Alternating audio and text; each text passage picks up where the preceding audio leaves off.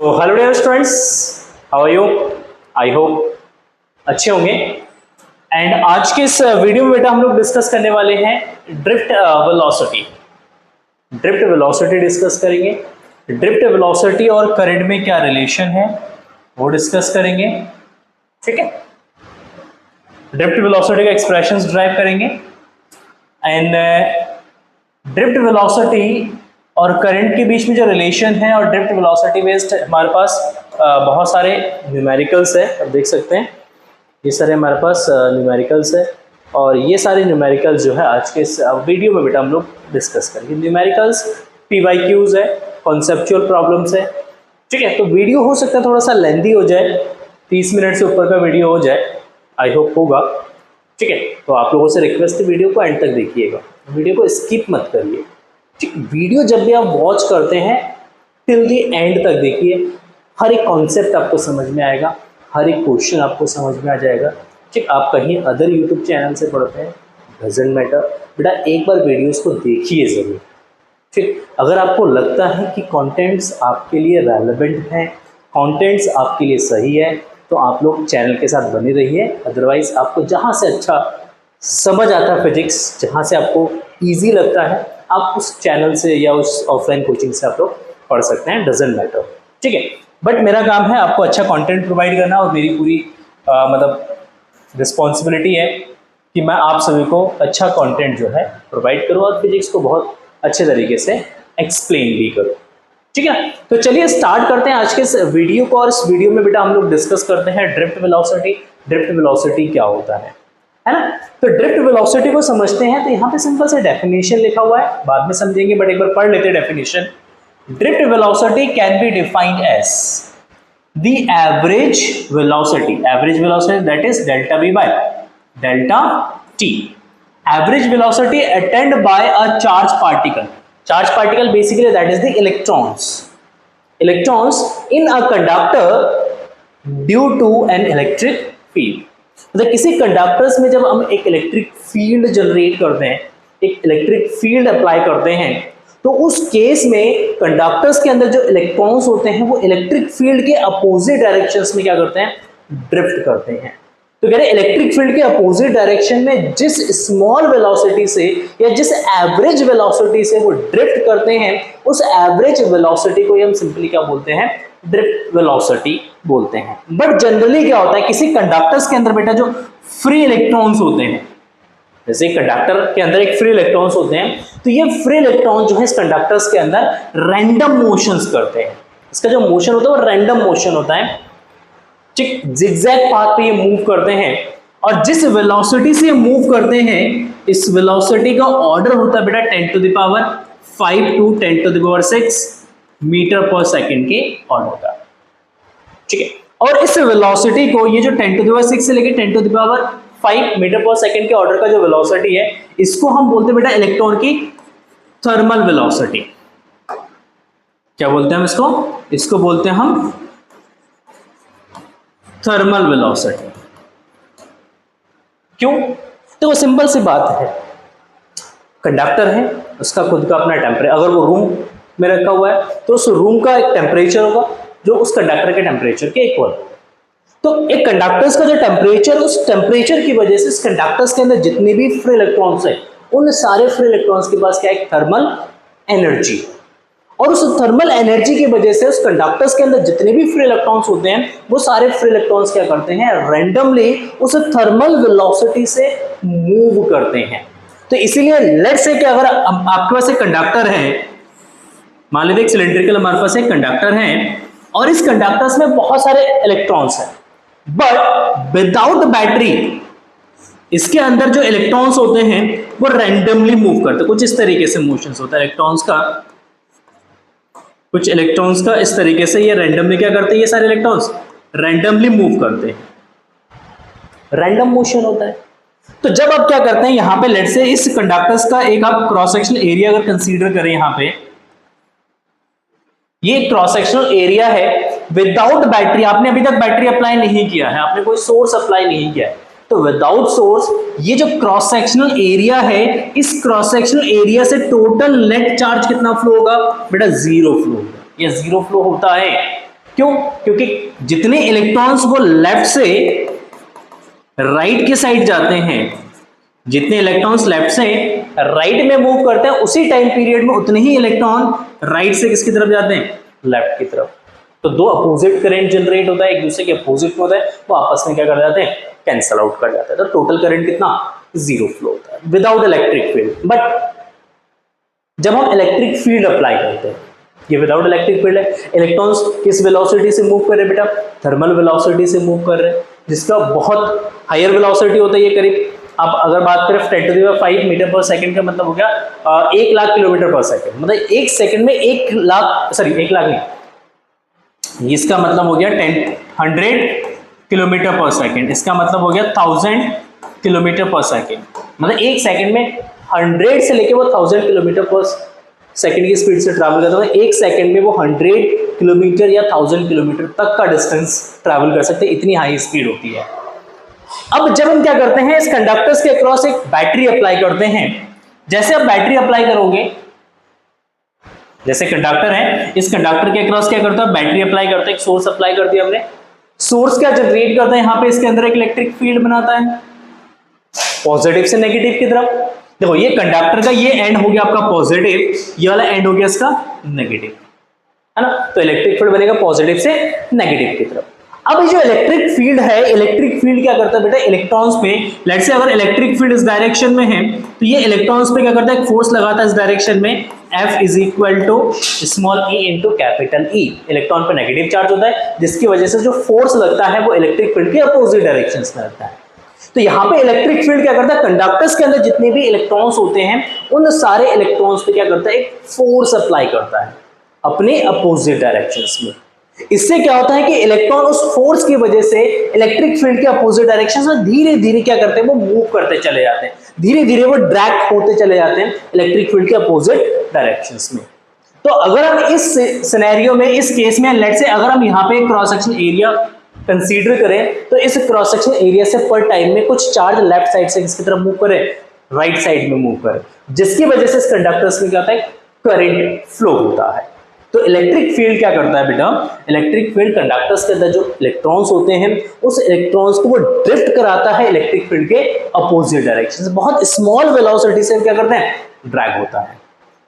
Electric field के opposite direction में सारे इलेक्ट्रॉन्स क्या करने लग जाते हैं? मूव करने लग जाते हैं, जिसकी वजह से इस कंडक्टर्स में क्या होता है?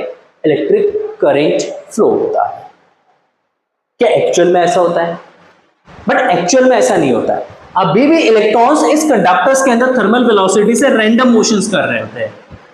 अभी भी इलेक्ट्रॉन्स, लेट्स से यहाँ पे एक इलेक्ट्रॉन है, कंडक्टर्स के अंदर एक कंडक्टर है, तो इसके अंदर ये इलेक्ट्रॉन्स अभी भी रैंडम मोशंस कर रहे होते हैं। बट जैसे हमने इलेक्ट्रिक फील्ड अप्लाई किया, इलेक्ट्रिक फील्ड के अप्लाई करने के बाद भी इलेक्ट्रॉन्स रैंडम मोशंस करते हैं। बट होता क्या है scenario? Late us suppose without electric field, जब आपका इलेक्ट्रिक फील्ड नहीं है, एक इलेक्ट्रॉन्स पहले इधर गया, यहाँ पे कोलिजन हुआ किसी आयंस या किसी इलेक्ट्रॉन के साथ, इलेक्ट्रॉन्स ने अपना डायरेक्शन चेंज किया। मान लो इलेक्ट्रॉन्स आ गए यहाँ पे, चेक। अब यहाँ पे कोलिजन हुआ, यहाँ पे कोलिजन होने के बाद इलेक्ट्रॉन चला गया इस डायरेक्शन में, यहाँ पे चला गया, है ना? यहाँ पे कोलिजन हुआ, इस कोलिजन के बाद लेट से इलेक्ट्रॉन चला गया यहाँ पे, ए से चलना स्टार्ट किया था और मान लेते कहां पे पहुंच जाएगा? कुछ टाइम बाद बी पे पहुंच गया। हमने क्या करा? हमने यहां पे एक इलेक्ट्रिक फील्ड अप्लाई किया। विदाउट इलेक्ट्रिक फील्ड इलेक्ट्रॉन का डिस्प्लेसमेंट हो गया बी पोजीशन पे, हमने एक इलेक्ट्रिक फील्ड अप्लाई किया इस डायरेक्शन में। अब इलेक्ट्रॉन पे क्या लगेगा? फोर्स लगेगा। इस इलेक्ट्रिक फील्ड की वजह से इलेक्ट्रॉन का जो पाथ होगा, इलेक्ट्रॉन का जो मोशन होगा, वो कुछ इस तरीके से होगा। इलेक्ट्रॉन यहां से चलना स्टार्ट किया, मान लेते हैं फर्स्ट कोलिजन में वो यहां पे पहुंचा, यहां पे कोलिजन हुआ तो इलेक्ट्रॉन्स पहुंच गया यहाँ पे, यहां से कोलिजन हुआ तो इलेक्ट्रॉन पहुंचा यहाँ पे, और यहां से जब कोलिजन हुआ इलेक्ट्रॉन पहुंच गया यहाँ पे। विद इलेक्ट्रिक फील्ड इलेक्ट्रॉन्स ए से चलना स्टार्ट किया था, बट अब वो कहां पहुंच गया? वो इस पॉइंट बी डैश पे पहुंच गया। विदाउट इलेक्ट्रिक फील्ड इलेक्ट्रॉन का पोजीशन कहां था? बी पे था। इलेक्ट्रिक फील्ड की वजह से ये इलेक्ट्रॉन्स इलेक्ट्रिक फील्ड के अपोजिट डायरेक्शन में इसने कुछ डिस्प्लेसमेंट ट्रैवल किया है, कितना? Delta x. हमने कहा इस पूरे मोशन में इलेक्ट्रॉन को कितना टाइम लेगा, मान लो डेल्टा टी टाइम लेगा, तो डेल्टा एक्स को जब डेल्टा टी से डिवाइड करेंगे तो यहाँ पे एक एवरेज वेलोसिटी निकल के आएगा, और इसी एवरेज वेलोसिटी को सिंपली हम क्या बोलते हैं बेटा, इसी को हम बोलते हैं ड्रिफ्ट वेलोसिटी बोलते हैं।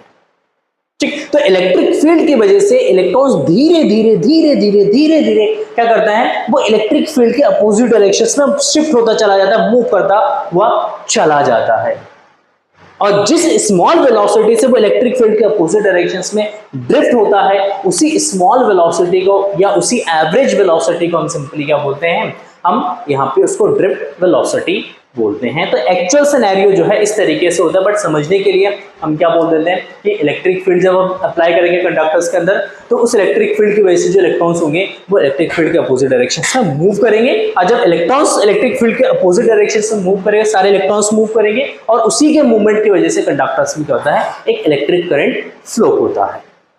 ठीक है, क्लियर है? आई होप यहां तक आपको समझ में आ गया होगा। चलिए अब एक्सप्रेशंस की बात करते हैं, ड्रिफ्ट वेलोसिटी के एक्सप्रेशंस कैसे ड्राइव करेंगे।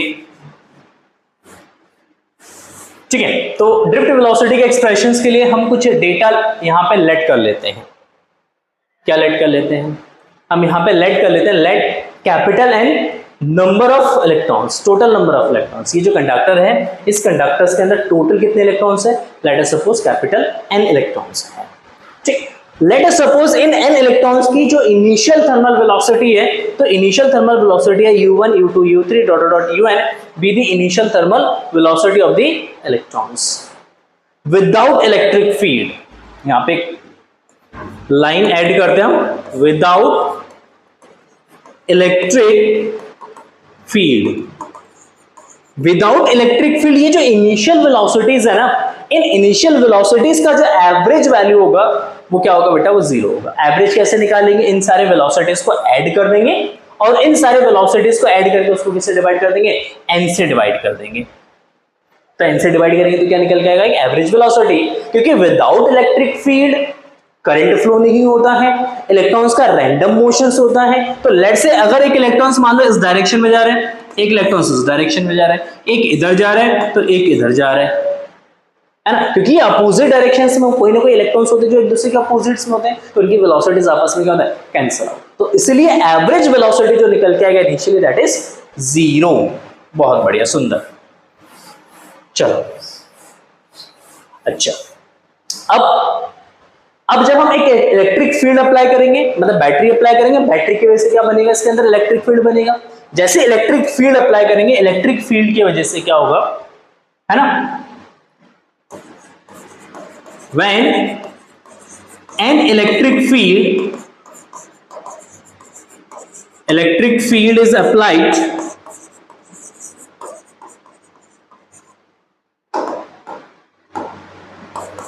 inside the conductor, अच्छा एक जनरल क्वेश्चन है, कंडक्टर्स के अंदर इलेक्ट्रिक फील्ड कितना होता है, जीरो होता है, बट यहाँ पे कंडक्टर्स के अंदर इलेक्ट्रिक फील्ड जीरो। ये कंडक्टर है हमारा, बट इसके अंदर इलेक्ट्रिक फील्ड एग्जिस्ट करता है, व्हाई? कमेंट सेक्शन में आंसर करना, रीजन अगर आपको पता है, नहीं पता है तो इस पे वीडियो चाहिए तो कमेंट सेक्शन में बता देना, वीडियोस बना दूंगा, एक शॉर्ट वीडियो 1-2 मिनट का। ठीक है, तो when an electric field is applied inside the conductor, then the force on the electrons पे कितना फोर्स लगेगा इस इलेक्ट्रिक फील्ड की वजह से, तो बेटा फोर्स लगेगा F is equal to E into capital E। E electron पे चार्ज है, कैपिटल इलेक्ट्रिक फील्ड है आपका। अच्छा, न्यूटन चाचा ने बोला है कि जब भी किसी बॉडी पे फोर्स लगाएंगे तो उसकी वजह से एक्सेलरेशन प्रोड्यूस होगा। तो अकॉर्डिंग टू न्यूटन चाचा, तो according to Newton second law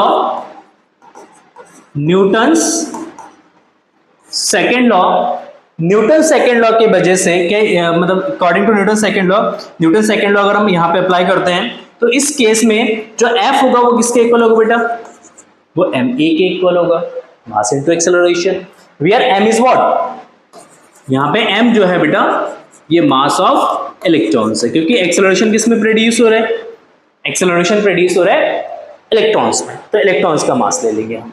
ठीक है, तो F is equal to M A, तो F का वैल्यू रख देना E capital E is equal to M A, तो A is equal to E capital E by M, तो यहां से आ जाएगा एक्सेलरेशन हमारा A is equal to E capital E by M.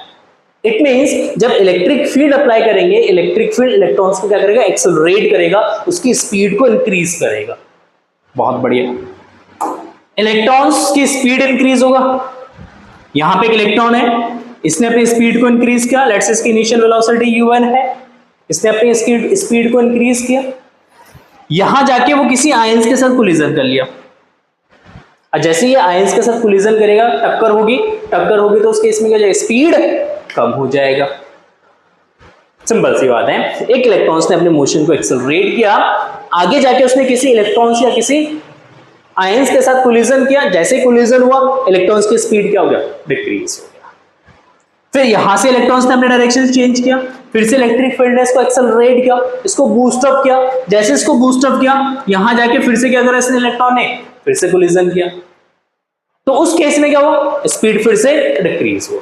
तो जब जब कोलिजन होगा इलेक्ट्रॉन्स अपनी स्पीड को क्या कर देगा, डिक्रीज कर देगा, अपनी काइनेटिक एनर्जी को वो डिक्रीज करेगा। सिंपल सी बात है, जब दो चीजों के आपस में कोलिजन होगा तो क्या होगा, एक बॉडी जिसके पास काइनेटिक एनर्जी है वो काइनेटिक एनर्जी दूसरी बॉडी को क्या कर देगा, ट्रांसफर कर देगा। तो काइनेटिक एनर्जी ट्रांसफर होगा तो काइनेटिक एनर्जी डिक्रीज होगा इलेक्ट्रॉन का, और इलेक्ट्रॉन की काइनेटिक एनर्जी डिक्रीज होने की वजह से उसकी स्पीड क्या हो जाएगा, डिक्रीज हो जाएगा। तो यहाँ पे एक समझने वाली बात ये है बेटा कि जब कोलिजन होगा तो टू सक्सेसिव कोलिजन्स के बीच में, जैसे ये कोलिजन हुआ, यहाँ पे ये फर्स्ट कोलिजन हुआ, यहाँ पे सेकंड कोलिजन हुआ मान लो, तो इन दो कोलिजन्स के बीच में इलेक्ट्रॉन्स अपनी स्पीड को क्या कर रहा है, बूस्ट कर रहा है, अपनी स्पीड को इंक्रीज कर रहा है। उसके बाद जैसे कोलिजन हुआ स्पीड क्या हुआ, डिक्रीज हो गया। तो हमने कहा वन कोलिजन में इलेक्ट्रॉन्स या एक टू सक्सेसिव कोलिजन्स के बीच में इलेक्ट्रॉन ने अपनी स्पीड को कितना इंक्रीज किया वो फाइंड आउट करते हैं। तो उसके लिए हम सिंपली यूज करेंगे first equation of motion, v is equal to u plus at। तो यहाँ पे हमें टाइम भी चाहिए, तो टाइम लेंगे हम यहाँ पे सिंपली टू सक्सेसिव कोलिजन्स के बीच का जो टाइम इंटरवल होता है, इस टाइम इंटरवल को हम बेटा टाउ से रिप्रेजेंट करते हैं और इसको हम बोलते हैं रिलैक्सेशन टाइम। क्या बोलते हैं इसको, रिलैक्सेशन टाइम। तो टू सक्सेसिव कोलिजन्स के बीच का जो टाइम इंटरवल होता है, इस टाइम इंटरवल को हम सिंपली रिलैक्सेशन टाइम बोला जाता है। और इसी रिलैक्सेशन टाइम इंटरवल में इलेक्ट्रॉन्स अपनी स्पीड को क्या कर रहा है, बूस्ट कर रहा है। तो सिंपली हम यहां पे निकालेंगे इलेक्ट्रॉन्स की फाइनल स्पीड। तो final speed of electrons that is v1, first electron की जो स्पीड है v1 इज इक्वल टू आपका u1 plus a tau. Tau one first electron का रिलैक्सेशन टाइम है। Tau one is what, it is the relaxation time. क्या ये हमारा relaxation time. Second electron की स्पीड हो जाएगा v2 is equal to that is u2 plus a tau 2। Same as it is third electron की speed हो जाएगा v3 that is u3 plus a tau 3। और ऐसे ही मान लो nth इलेक्ट्रॉन की स्पीड हो जाएगा आपका un प्लस a टाउ है। ठीक है, तो इन सारी जो वेलोसिटीज है, इन वेलोसिटीज का एवरेज वैल्यू क्या होगा, तो एवरेज फाइनल वेलोसिटी क्या हो जाएगा, average final velocity, average final velocity जो v average is equal to इन सारे वेलोसिटीज को ऐड करके हमें क्या करना है, n से डिवाइड कर देना, सिंपल। तो यहां पे आपका जो v1 plus v2 plus v3 plus dot dot vn और डिवाइडेड बाय n, इन सारे वेलोसिटीज को ऐड करके n से क्या कर देंगे हम बेटा, डिवाइड कर देंगे। ठीक है, बहुत बढ़िया। देखो तो यहां पे वैल्यू सब्स्टिट्यूट कर देते v1 v2 vn की, है ना। तो v bar is equal to, देखो v1 that is u1 plus a tau 1 plus u2 plus a tau 2, v3 आपका है u3 प्लस a टाउ 3 ऐसे dot dot un plus a tau 1। और इन सबको किससे डिवाइड कर देंगे बेटा, n से डिवाइड कर देंगे, नंबर ऑफ इलेक्ट्रॉन से डिवाइड कर देंगे। सिंपली हमने v1 v2 v3 का वैल्यू हमने सब्स्टिट्यूट कर दिया है। ठीक है, सुनो देखो u वाले टर्म्स को क्या करेंगे, एक साथ ले लेंगे। तो u वाले टर्म्स को एक साथ ले लेंगे तो यहाँ पर जाएगा U1 plus U2 plus U3 plus dot dot UN और डिवाइडेड बाय क्या आ जाएगा बेटा, N हो जाएगा। सारे U वाले टर्म्स को एक साथ ले लेंगे, उसको N से क्या कर देंगे हम, डिवाइड कर देंगे। प्लस A वाले टर्म्स को देखो, A tau 1, A tau 2, A tau 3, तो इन सब में से क्या आएगा बेटा, A कॉमन आ जाएगा, तो A को क्या कर लेंगे हम, कॉमन ले लेंगे। तो A कॉमन ले लेंगे तो यहां से A कॉमन आ जाएगा, तो क्या बचेगा, tau 1 plus tau 2 plus tau 3 plus dot dot tau N और डिवाइडेड बाय क्या आ जाएगा आपका, N हो जाएगा। ठीक है, सारे रिलैक्सेशन टाइम को आपस में ऐड करेंगे और उसको N से क्या कर देंगे हम, डिवाइड कर देंगे। बहुत बढ़िया, बहुत सिंपल। हाँ जी, देखो U1, U2, U3, UN divided by N, that is initial average velocity UR, और ये आपका जगह बेटा एवरेज रिलैक्सेशन टाइम, और इसको हम रिप्रेजेंट कर लेंगे कैसे, टाउ से। टाउ इज वेयर, यहां पे लिख देना, where tau is equal to what, tau 1 plus tau 2 plus tau 3 plus dot dot tau N divided by N is equal to what, that is average relaxation time. क्या ले लेंगे हम, average relaxation, सब सारे इलेक्ट्रॉन्स का average ले लेंगे हम, सबको ऐड करके N से क्या कर देंगे हम, डिवाइड कर देंगे। अच्छा, UR is equal to what, that is 0, UR आपका 0 है, तो इसको 0 ले लेंगे। A टाउ हो जाएगा बेटा A टाउ, तो यहां से V bar is equal to जाएगा A टाउ, और A टाउ, A का वैल्यू क्या है यहाँ पे, देखो हमने एक्सेलरेशन निकाला था इक्वेशन फर्स्ट से A is equal to what, that is E capital E by M, तो यहां पे हम क्या रख देंगे, A का वैल्यू, तो E capital E by M into tau, it is the V bar, it is the V bar.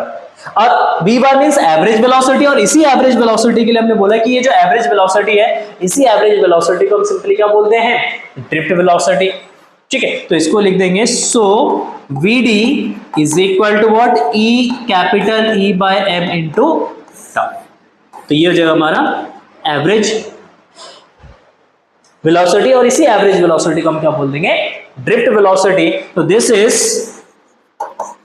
Is drift velocity, इसी को हम क्या बोलेंगे, ड्रिफ्ट वेलोसिटी बोल देंगे। ठीक है, तो बहुत सिंपल सा डेरिवेशन है। पहले इनिशियल वेलोसिटीज का सम 0 ले लेना है, फिर हमने क्या लगाना है, फोर्स लगाना है, F is equal to E capital E, उसको MA के इक्वल सब्स्टिट्यूट करके एक्सेलरेशन निकाल लेंगे।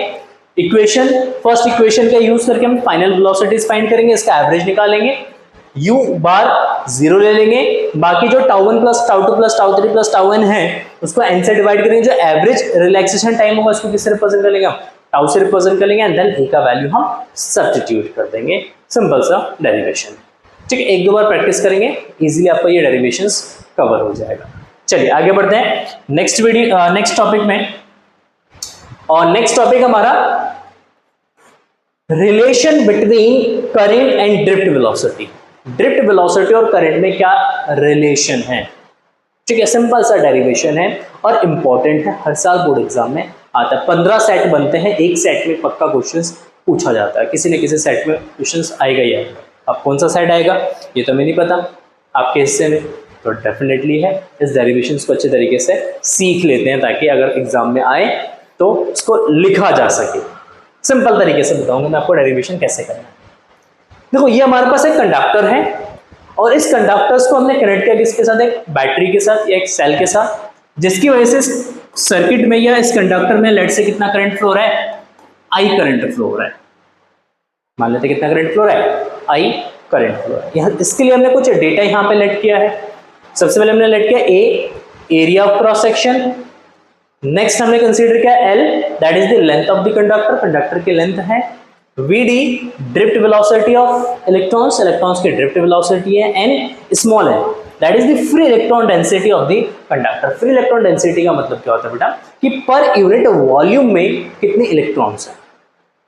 ठीक, मान लो आपके पास कंडक्टर है, कंडक्टर का वॉल्यूम है 10 मीटर क्यूब और उसके अंदर मान लो कितने इलेक्ट्रॉन्स है, 10 to the power 29 इलेक्ट्रॉन्स है। तो हमने कहा 1 मीटर में कितने इलेक्ट्रॉन्स होंगे 1 मीटर क्यूब में, तो 1 मीटर क्यूब में 10 to the power 29 को हम किससे डिवाइड कर देंगे, 10 से डिवाइड कर देंगे, तो यहां से सिंपली निकल के आएगा 10 टू द पावर 20 8 इलेक्ट्रॉन्स। तो हमने कहा 1 मीटर क्यूब में इतने इलेक्ट्रॉन्स है, तो इसी को हम सिंपली क्या बोलेंगे, इसी को बोलेंगे फ्री इलेक्ट्रॉन डेंसिटी। ठीक, तो फ्री इलेक्ट्रॉन डेंसिटी कैसे निकालेंगे, तो फ्री इलेक्ट्रॉन डेंसिटी निकालने के लिए हम टोटल नंबर ऑफ इलेक्ट्रॉन्स को किससे डिवाइड कर देंगे, टोटल वॉल्यूम से डिवाइड कर देंगे। यहाँ पे V जो है वॉल्यूम ऑफ द कंडक्टर है। ठीक हो गया, क्लियर है, चलिए बहुत बढ़िया। देखो डेरिवेशन कैसे करना है, तो सिंपल सा concept, I is equal to what, that is Q by T. I is equal to Q by T और Q is equal to what, that is NE by T.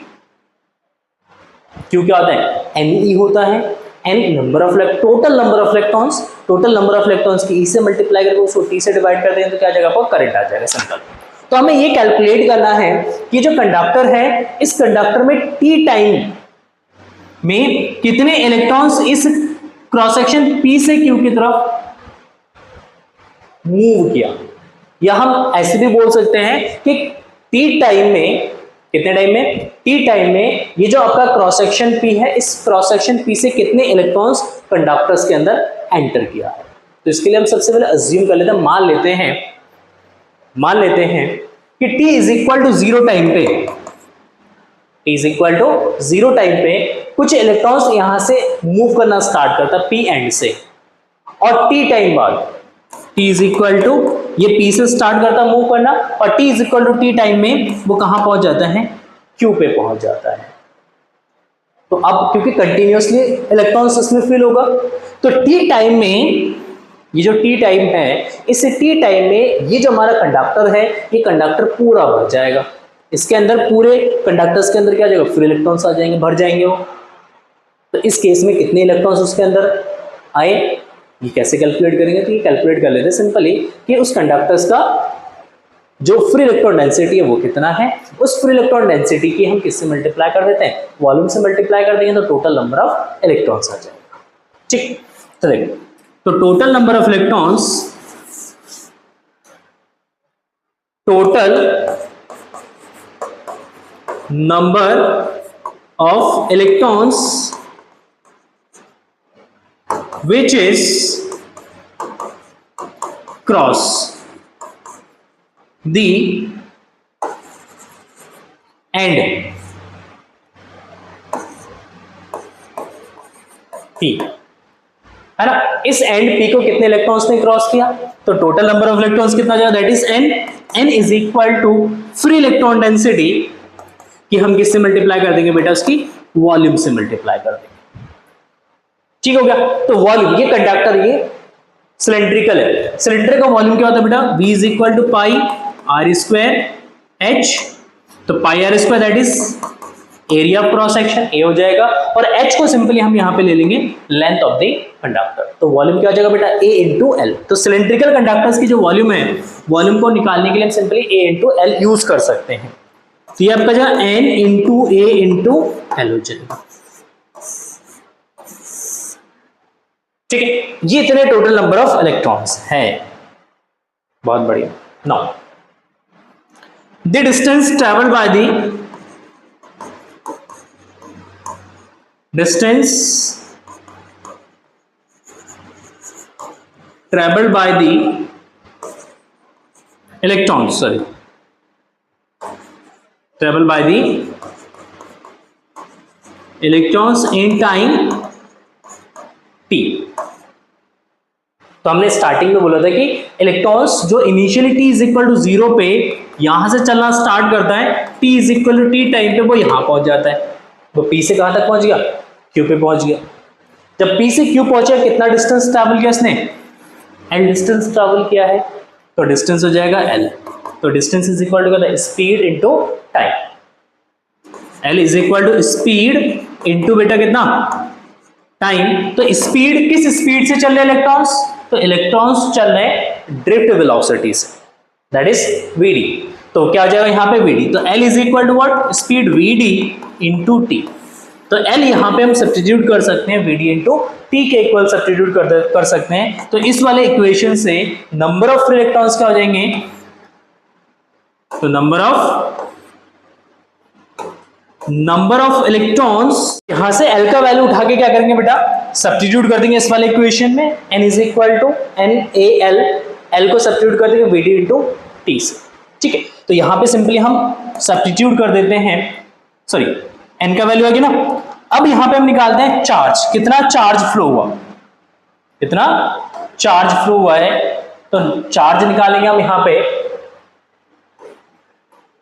तो चार्ज कितना flow हुआ, that is q is equal to n into E, तो q is equal to n हो गया आपका n small n a V D t into, तो t time में उस कंडक्टर में कितना चार्ज फ्लो हुआ बेटा, इतना चार्ज फ्लो हुआ। ठीक है, तो कितना करंट फ्लो होगा, तो करंट पासिंग थ्रू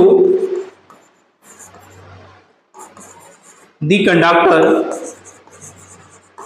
कंडक्टर्स में से कितना करंट पास हुआ, that is I is equal to what, I is equal to जगह बेटा Q बाई टी, तो I is equal to Q by T, Q हो गया आपका N A V D T into E divided by T, T से T cancel हो जाएगा, T से टी कैंसिल कर देंगे तो I इज इक्वल टू क्या बचेगा आपका N A V D into E, तो I इज इक्वल टू ये आपका जाएगा N E A V D into E, या आप इसको सिस्टमैटिकली अगर लिखते हैं तो सिस्टमैटिकली हम यहाँ पे लिखेंगे इसको, इट इज व्हाट, तो I is equal to N E A V D, क्या लिखेंगे हम इसको, I is equal to N E A V D लिखा जाएगा। ठीक हो गया, क्लियर। नाउ करंट डेंसिटी क्या होगा,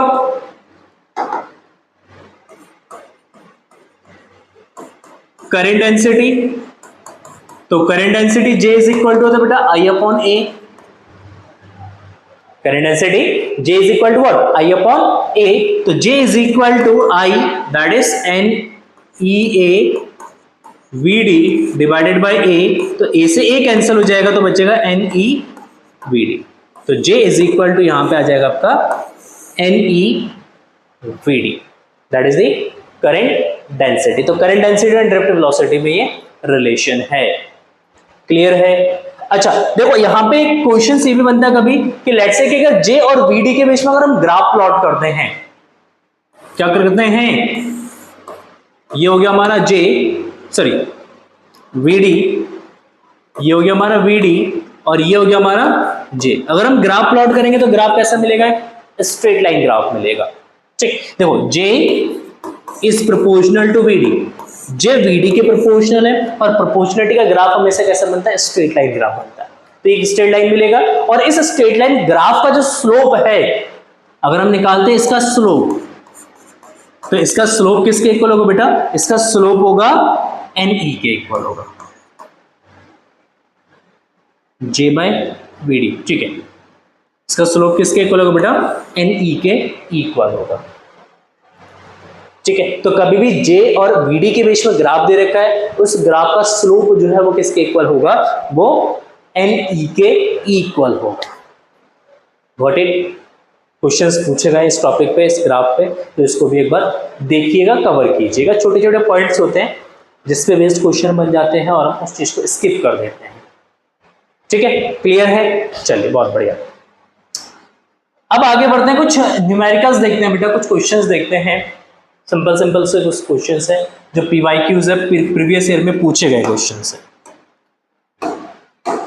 ठीक है, देखो पहला क्वेश्चन है, a copper wire has a resistance of 10 ओम, एक कॉपर वायर जिसका रेजिस्टेंस 10 ओम है, and a area of cross section 1 mm square, area of cross section कितना दे रखा है, 1 mm square, a potential difference 10 volt exist across the wire, calculate the drift speed of electrons if the number of electrons per cubic meter in copper is 8 into 10 to the power 28 electrons।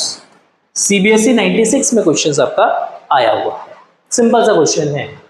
देखो सबसे पहले हम लिख लेंगे given, हमारे पास given क्या है, तो हमारे पास गिवन है R that is 10 ohm, area of cross section A is equal to 1 mm square, 1 mm square को हम कन्वर्ट करेंगे मीटर स्क्वायर में, तो 1 mm स्क्वायर को मीटर स्क्वायर में कन्वर्ट करेंगे तो लिखेंगे 10 to the power -6 metre square, क्योंकि 1 mm is equal to 10 to the power -3, फिर उसका स्क्वायर करोगे तो 10 टू द पावर हो जाएगा -6। ठीक है, नाउ हमारे पास पोटेंशियल गिवन है V, that is 10 volt exist across the wire.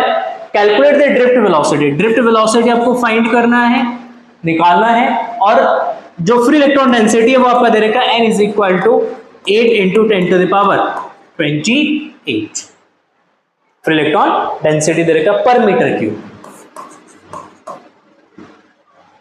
पर मीटर क्यूब। देख सबसे पहले R और V का यूज करके हम निकालेंगे सर्किट में या वायर में कितना करंट फ्लो हो रहा है। तो अकॉर्डिंग टू ओम्स लॉ, बेटा क्या होता है ohm's law, I is equal to V by R।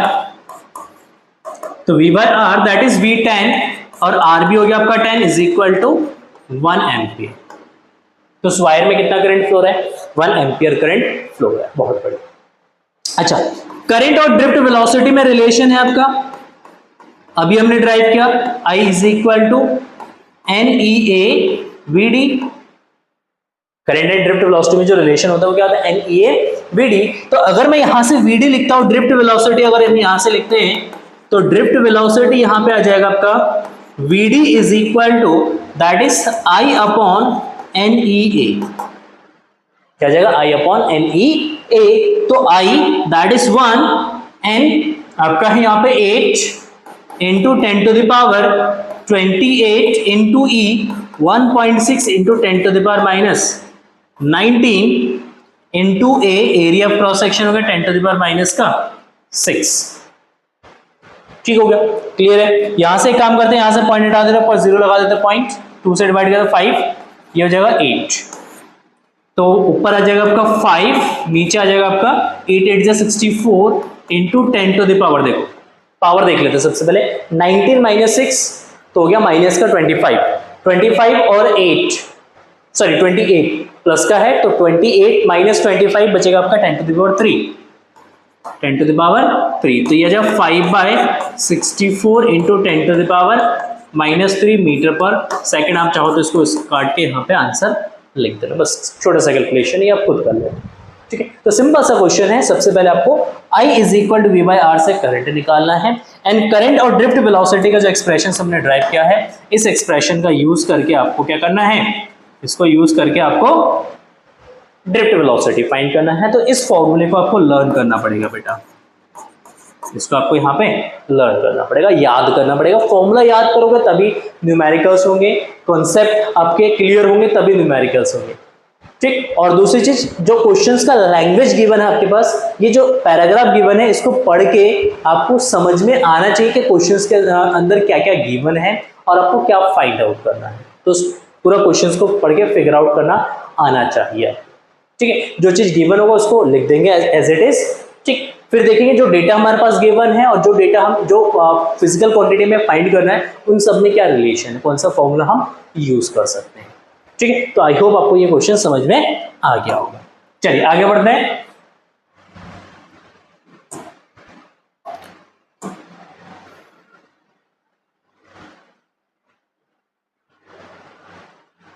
चलो, ये हो गया हमारा एक क्वेश्चन। यहां पे क्या है question, a potential difference V is applied across a conductor of length L and cross section area A.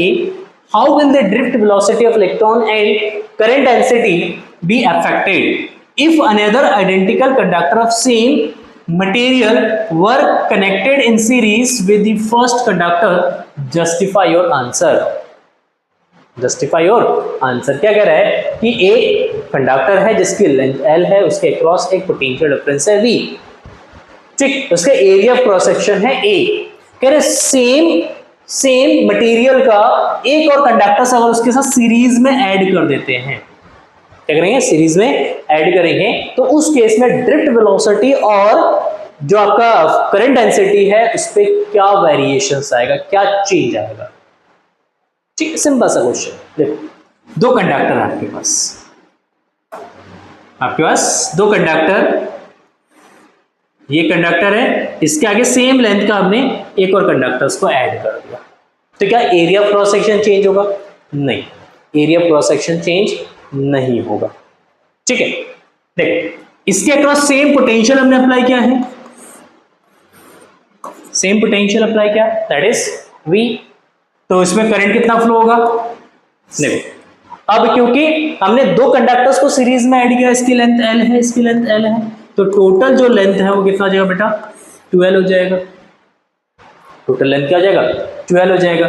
तो R is equal to rho 2L/A। तो जो रेजिस्टेंस है ना बेटा, ये आपका 2 टाइम्स हो जाएगा। जब आप सीरीज में ऐड करोगे तो रेजिस्टेंस क्या हो जाएगा, 2 टाइम्स हो जाएगा। तो सर्किट में करंट का वैल्यू क्या होगा, तो current I is equal to what, V/R। Potential तो आपका सेम ही है, इसमें कोई वेरिएशंस नहीं किया हमने। तो पोटेंशियल जो है, करंट जो है वो आपका जाएगा I is equal to V/R dash. तो V/R dash that is 2R, ये I डैश ले लेना इसको। ठीक है, तो ये आपका जाएगा I/2। करंट क्या हो जाएगा, हाफ हो जाएगा, करंट डिक्रीज होगा। तो सबसे पहले करंट डेंसिटी पे क्या फर्क पड़ेगा, current density that is J is equal to I/A, है ना। तो करंट आपका हाफ हो गया, यहां पे जो करंट है, करंट क्या हो गया आपका, हाफ हो गया। तो उस केस में जो करंट डेंसिटी है ये भी क्या हो जाएगा बेटा, ये भी आपका हो जाएगा हाफ हो जाएगा। करंट डेंसिटी भी क्या हो जाएगा आपका, हाफ हो जाएगा। ठीक है, तो करंट हाफ होने की वजह से करंट डेंसिटी क्या हो जाएगा, हाफ हो जाएगा, डिक्रीज हो जाएगा। ठीक, अच्छा अगर हम बात करते हैं ड्रिफ्ट वेलोसिटी की, इसकी बात करते हैं भाई, ड्रिफ्ट वेलोसिटी की बात करते हैं। तो ड्रिफ्ट वेलोसिटी क्या होता है, अभी फॉर्मूला हमने ड्राइव किया। तो drift velocity Vd is equal to what, that is E/m into tau. E tau upon m, but E is equal to यहां पे जो इलेक्ट्रिक फील्ड जनरेट होगा, इलेक्ट्रिक फील्ड होगा V/L। इलेक्ट्रिक फील्ड क्या होगा, V/L। तो इस केस में जो ड्रिफ्ट वेलोसिटी हो जाएगा ये आपका जाएगा E/ml into tau, ml into tau. तो सिंपली यहां पे अगर हम देखें तो Vd जो ड्रिफ्ट वेलोसिटी है that is proportional to 1/L,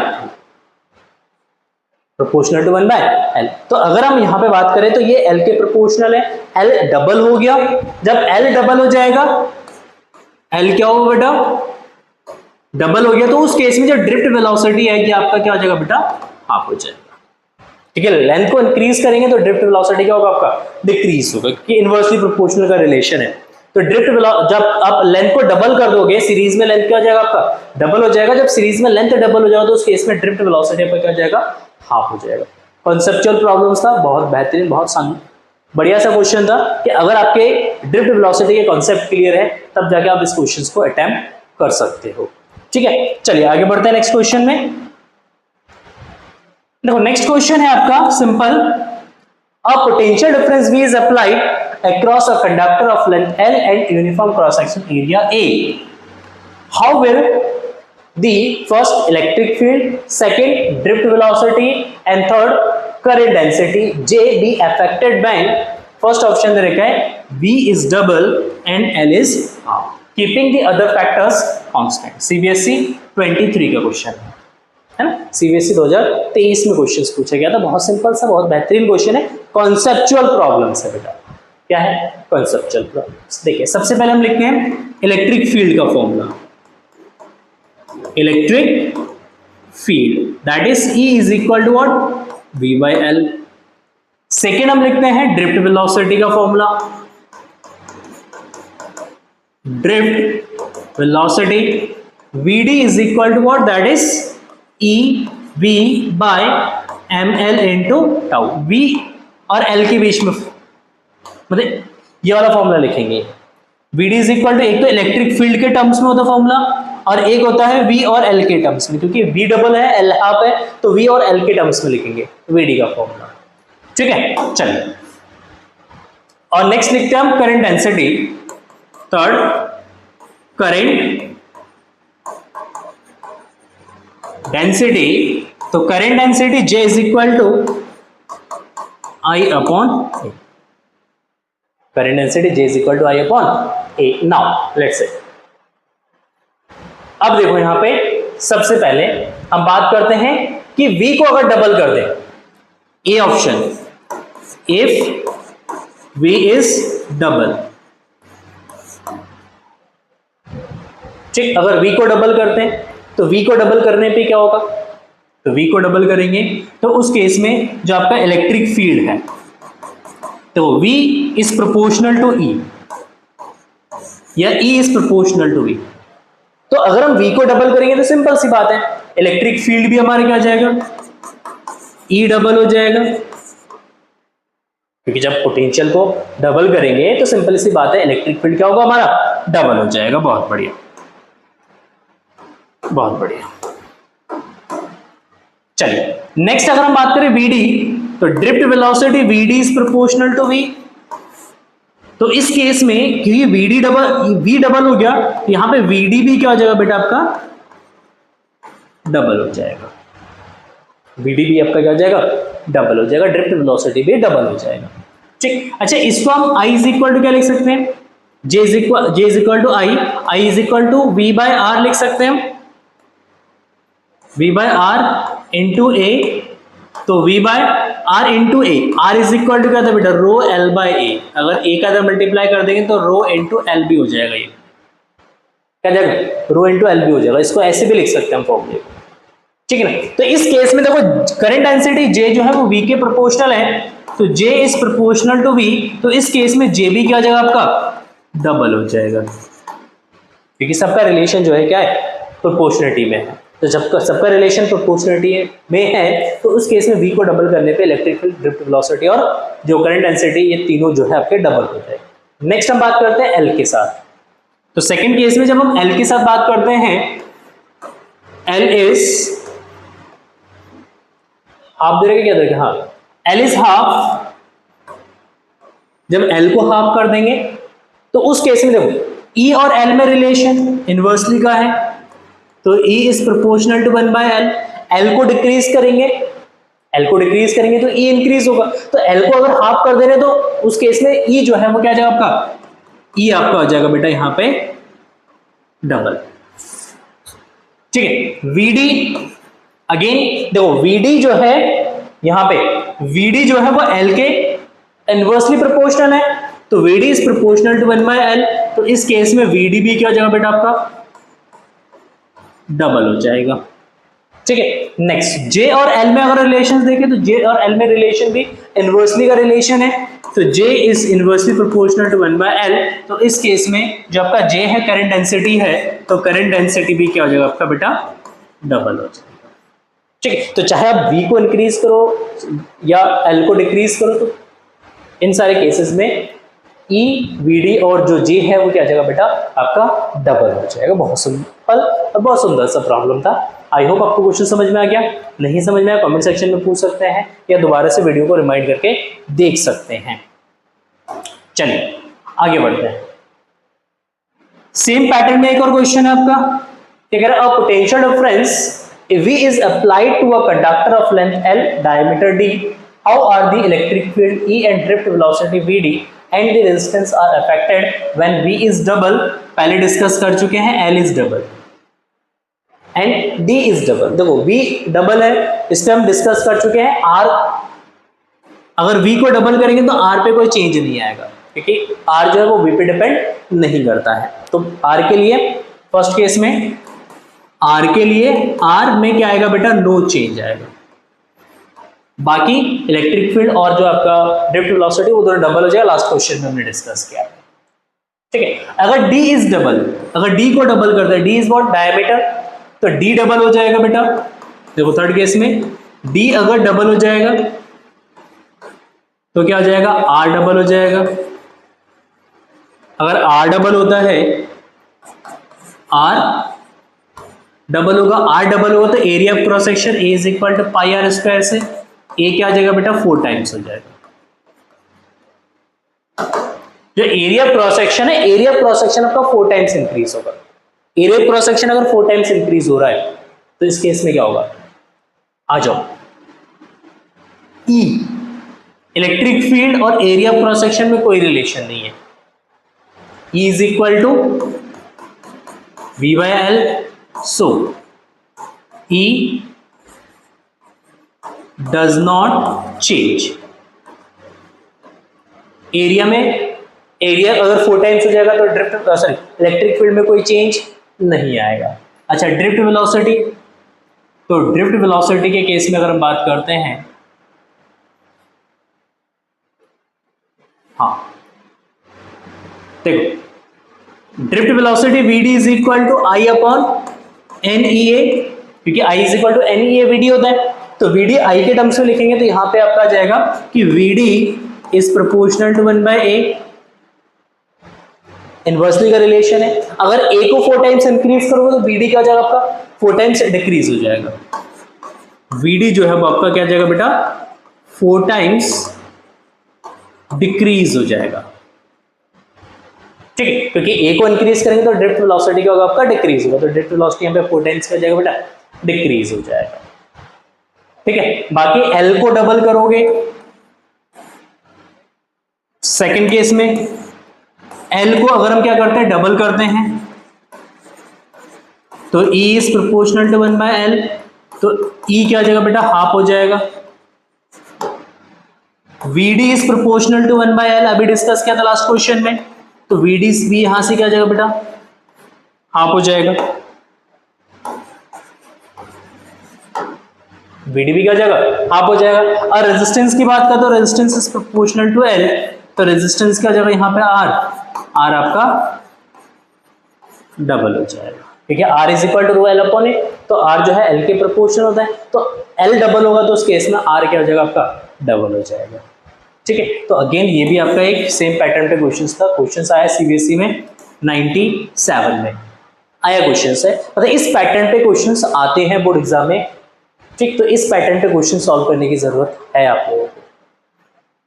next आ जाओ क्वेश्चन में, current I flows through a wire of radius and the free electrons drift with velocity Vd.